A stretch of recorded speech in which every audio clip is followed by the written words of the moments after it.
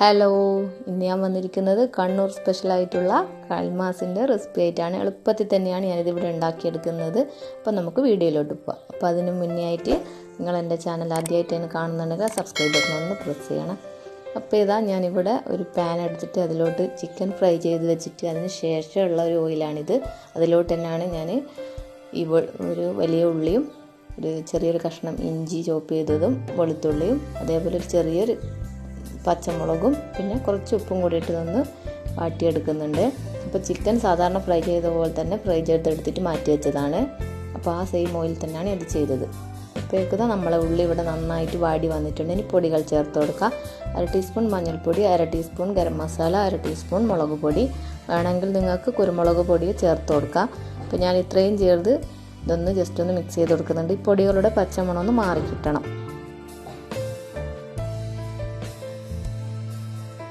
ഇത് നന്നായിട്ടൊന്ന് മിക്സ് ചെയ്ത് കൊടുത്തതിന് ശേഷം ഞാനിതിലോട്ട് നമ്മളെ ചിക്കൻ ഫ്രൈ ചെയ്തിട്ടുള്ള ചെറുതായി നുറുക്കിയത് ഇതിലോട്ട് ചേർത്ത് കൊടുക്കുന്നുണ്ട്. പിന്നെ കുറച്ച് മല്ലിയില കൂടി ചേർത്ത് കൊടുക്കുന്നുണ്ട്.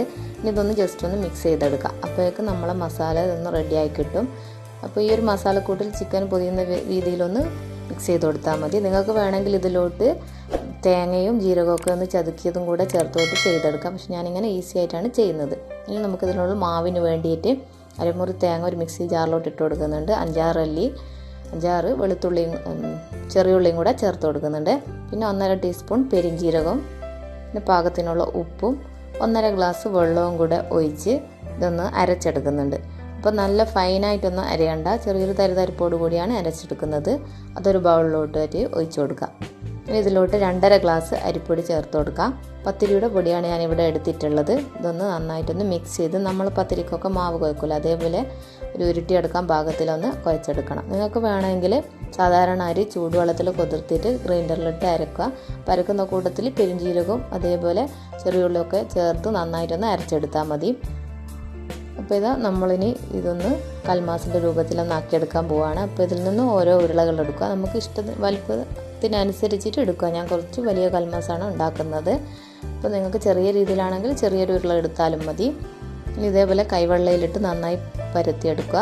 എന്നിട്ട് അതിൻ്റെ ഉള്ളിലോട്ട് മസാല ഫില്ല് ചെയ്ത് ഇതേപോലെ എല്ലാ ഭാഗവും ഇതേപോലെ ഒന്ന് അടച്ചു കൊടുക്കുക.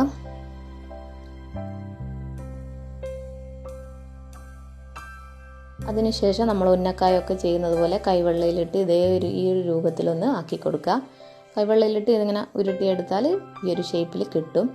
അപ്പോൾ ഇത് ഈ ഒരു വലുപ്പത്തിലാണ് ഞാനിവിടെ തയ്യാറാക്കി എടുത്തിട്ടുള്ളത്.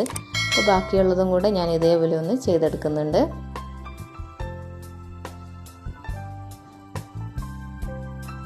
ഇനി ഇതൊരു സ്റ്റീമറിൽ വെച്ചിട്ടാണ് ഞാനിപ്പോൾ വേവിച്ചെടുക്കുന്നത്. ഇനി ഒരു 10-15 മിനിറ്റ് നമുക്കിത് ആവിയിലൊന്ന് വേവിച്ചെടുക്കണം. ഇപ്പോൾ ഇത് 15 മിനിറ്റിന് ശേഷം ഇതിവിടെ നന്നായിട്ട് വെന്ത് വന്നിട്ടുണ്ട്.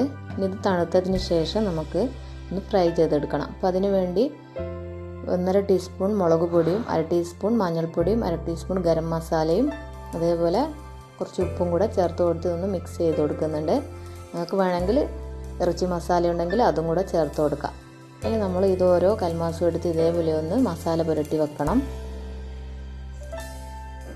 അപ്പോൾ ഇതാ ഞാൻ എല്ലാ കൽമാസും ഇതേപോലെ ഒന്ന് മസാല പുരട്ടി വെച്ചിട്ടുണ്ട്. ഇനി നമുക്കിത് ചൂടായ എണ്ണയിലോട്ടിട്ട് നന്നായിട്ടൊന്ന് വറുത്തെടുക്കാം. നന്നായിട്ടെന്ന് വെച്ചാൽ ജസ്റ്റ് ഒന്ന് അങ്ങോട്ടും ഇങ്ങോട്ടൊന്ന് തിരിച്ചിട്ടൊന്ന് വറുത്തെടുത്താൽ മതി. പെട്ടെന്ന് തന്നെ ആയി കിട്ടും. അപ്പോൾ ഒരു ഭാഗം ആയിക്കഴിഞ്ഞ് കഴിഞ്ഞാൽ നമുക്ക് ഇതേപോലെ തിരിച്ചും മറിച്ചുമായിട്ട് ഇട്ട് കൊടുക്കാം.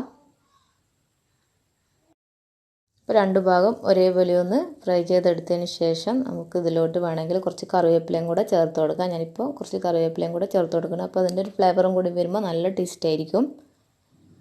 ഇത് 2 ഭാഗവും ജസ്റ്റ് ഒന്നിങ്ങനെ ഫ്രൈ ആയതിന് ശേഷം ഞാൻ ഇതിൽ നിന്ന് എണ്ണയിൽ നിന്ന് മാറ്റുന്നുണ്ട്. ഇപ്പോൾ ബാക്കിയുള്ളതും കൂടെ ഇതേപോലെ ഒന്ന് ഫ്രൈ ചെയ്തെടുക്കുന്നുണ്ട്. അപ്പോൾ ഇത്രയേ ഉള്ളൂ നമ്മളെ കൽമാസ്.